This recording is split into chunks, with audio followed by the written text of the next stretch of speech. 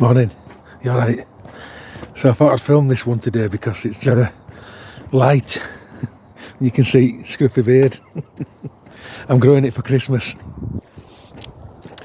Yeah, it's light in the UK at the moment because clocks have gone back.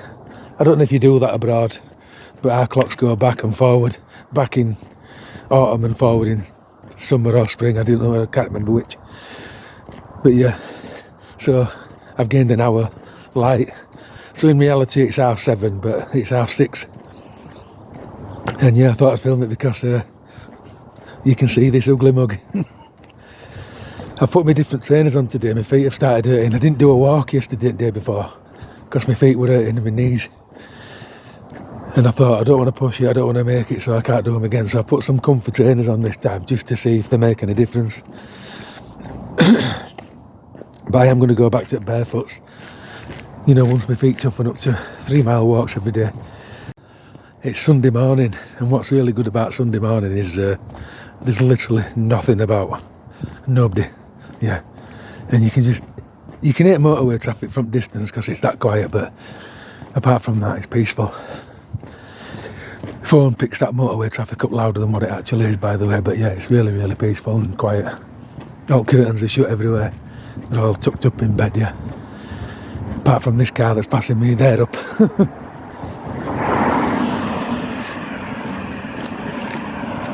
So how's diet going then, people? Diet's going really well. The diet is going really, really well, yeah. I'm eating really good food, all organic, grass-fed meat, all proper stuff, yeah. Costs a fortune, but it really, really does make a difference. And I'm learning to make my own sauces so I know what's in them, and you know, because you buy shop sauces and it's all full of sugars and processed stuff. I'm making my own now. I did sweet and sour chicken curry last night and it was absolutely gorgeous. Yeah, and there weren't that many calories in it because I knew what went in it. But it was really filling. Filling? But it was really filling.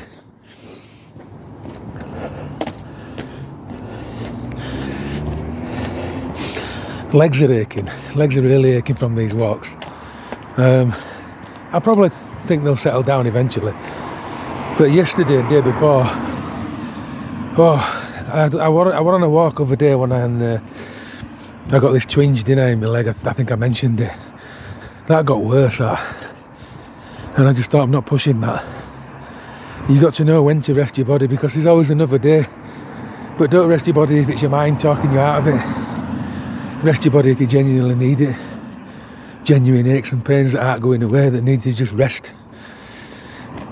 But it is easy to fall out of these habits, these good habits that we try to build. I'll just show you this new here.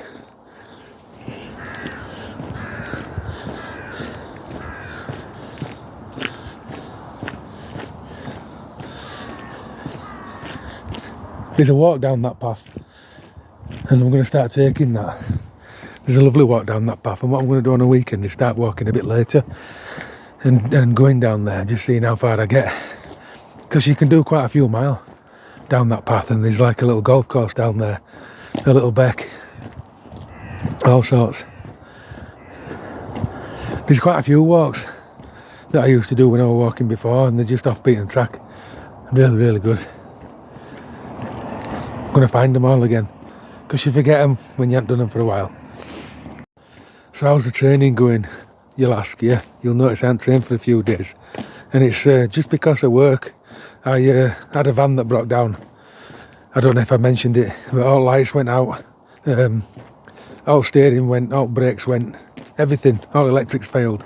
And I had to get across 4 lanes of a really busy carriageway. And it was really, really scary. So I took it to the garage. And it just was scrap, to be honest with you, so I scrapped that van.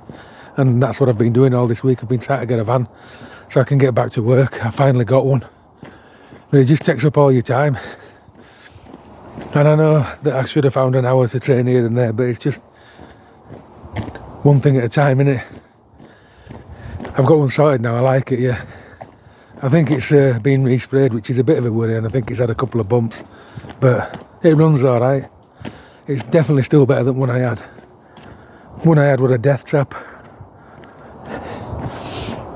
One I had when I first got it, yeah, it didn't have reverse. And it was just when I set up cutting edges. And if I got into a cul-de-sac, I'd panic because I'd have to push this thing backwards to turn it round because it wouldn't reverse. And I once took my daughter to work with me to help me clean up in early days, and she was laughing her head off because I used to open the door and stick my foot out and push the van off with my foot backwards to get it moving. That's how bad my other van was. I got it fixed, the other one, but it cost me about 700 quid every year. And it were only worth about 600 quid. Well, it wasn't worth that when I sold it. I sold it for £168.13 scrap last week. Said bye to it, kicked it up exhaust pipe and thanked it for nearly killing me. I'm going to show you this view again now, yeah, look.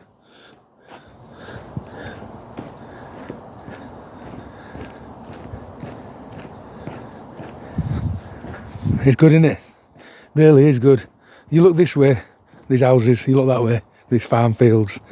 So I like looking that way, me. But a bit of greenery and a couple of birds in the sky are really good for the mind, aren't they, and body. They just really make you chill out for some reason.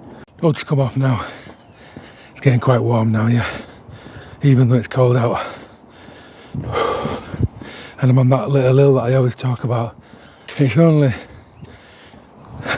very small, maybe 100 yards or something, but it's quite a steep little incline and it takes breath higher. It's a good part of walk, I like it. When picking walks, people always pick a walk with a bit of interest, you know, some hills, some downhills, some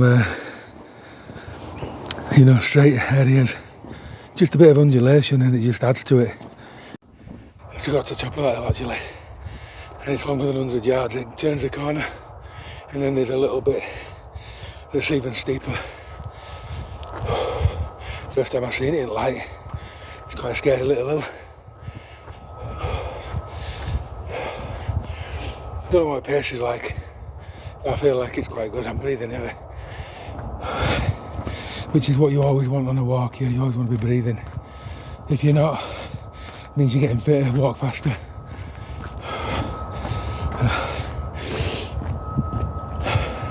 But like I said before, this breathing, where you can just about talk, burns loads of calories. And I mean loads, it's just perfect. If you were to put an heart monitor on here, that'd be a perfect beach for burning fat. I'm going to start running when I get fitter. I'm going to run once a week. And I'm going to do 6 miles in that run. So eventually, next year, I'll be doing walking nearly every day. Alternate days I'll be cycling, and then once a week I'll do a run, a 6 mile run. And I know that 6 miles, I've done it before. I used to do it years ago. I used to just run once a week and I loved it. Not a big runner though, but once you get into it and you get that fitness to do it, it's quite enjoyable.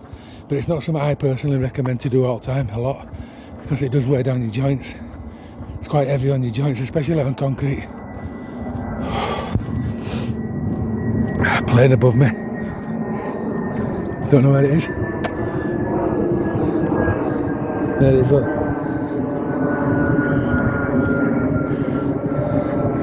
Phones are rubbish out there. That plane's right close and phone makes it look like a little dot. Thought we were going to land on houses. Yeah, I need a shade, people. Otherwise I'm going to look like that bloke in that series I used to watch when I was about 5. Grizzly Adams. Do you remember that one, Whip Bear? I idolised him, I thought it was ace. And every time I watched it I just wanted to go off into the woods, find a bear, camp up and get me breakfast. What a programme that was. What a programme. That moaning old man, wasn't there? An Indian. I love that Indian, me. You can get it on catch up. I might give it a watch, see if it's as good as I remember. So it's disappointing though, when you revisit things that you thought were great. I bought all the E-Man. I bought all the E-Man tapes. I got like halfway through episode 1, realised they were rubbish. And then I remembered my mum moaning about them saying turn this rubbish off, and we used to think it was the best thing since sliced bread. But now I watched it, now I'm older, it's rubbish. I'll tell you what I do watch though, and I've got on on DVDs because I like all nostalgic stuff. Monkey, people know it as Monkey Magic, and Water Margin. Oh wow, they're still as good as they used to be, yeah. What programs they are, yeah. Special effects are unbelievably rubbish. They have like monsters and they're attacking people, and then when they zoom away with camera, little toys. It's so funny, but it's cool. I think I'm at the halfway point now, yeah, and it's about 30 minutes in. So I'm not going to break any records, but I'm not bothered. It's just getting out there, isn't it? Yeah. Sometimes a leisurely stroll's what you need. Sometimes trying to beat times is what you need, yeah. Just take it in your stride. If you're joining me and you try to lose weight, yeah, just enjoy these walks, yeah. They're not really meant to be, you know, hell for leather training sessions. They're meant to be enjoyable so that you keep doing them, yeah. And if you do feel like you want to beat your time one day, you beat it. But mostly, take it for what it is, a nice walk. And what it is if you just keep doing them every single day, that's where your fat will come off.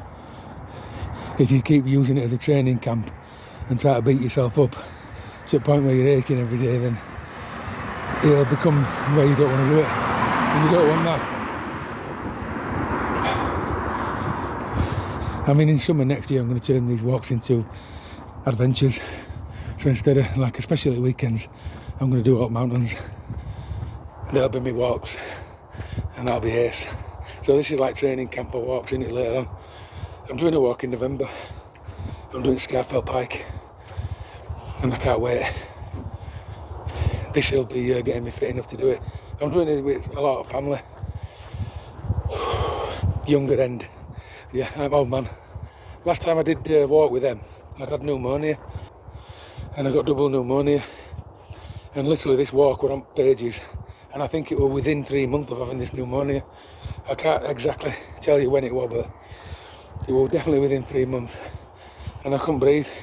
In fact, I think that double pneumonia is why I can't breathe nowadays, because I think it scarred my lungs, because I do struggle, I'll be honest. But yes, I did this walk, I'm behind everybody, and I'm breathing really bad, and everybody's saying, I thought you were fit, uncle. I went, I just had double pneumonia, literally 3 months ago, virtually. I went, I shouldn't even be here, and I shouldn't have been, I couldn't get my breath. But I did it, and we did it in, we did Watkins route. I don't know if it's called Watkins route, or Watkins, but it's the hardest route on Snowdon. And yeah, I did hardest route on Snowdon after double pneumonia. But yeah, speaking about breathing, people, your lungs are your tank, aren't they? And if it's taken away, you can't really do a lot. And like I've just said, when I got that really bad bout of double pneumonia, it scarred my lungs. I know it has, because my oxygen saturation now, it's 95, 96, it used to be 100. And I've got no COPD or out daft like that, it's just this scarring. But I'm hoping that this will build them up a bit again, because you can, but it's just difficult when you've got scar tissue. Right, so I'm at last leg now, yeah. Probably about 5 or 10 minutes to go, so it is going to take me about an hour, I think. But I'll write it at the end of the video. I quite enjoyed it, quite warm actually now, I'm red hot. I wish I wouldn't have put my fleece coat on. So yeah, that's another walk in the bag. Hopefully you're walking as well, losing lard. Yeah. Anyway, whatever you're doing, yeah, keep training.